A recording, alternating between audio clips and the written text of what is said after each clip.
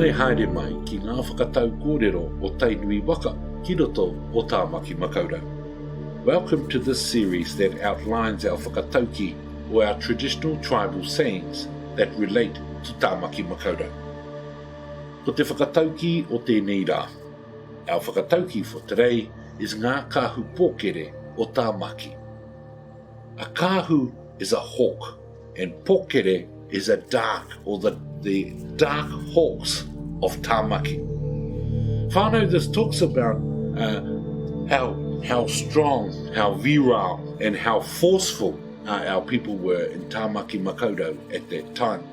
Nga Kaahu Pokere is a fighting force, or the dark hawks or the black hawks of Tamaki are likened to a fighting force, a very, very strong force that could put pay to any invader and would make sure that the area is protected.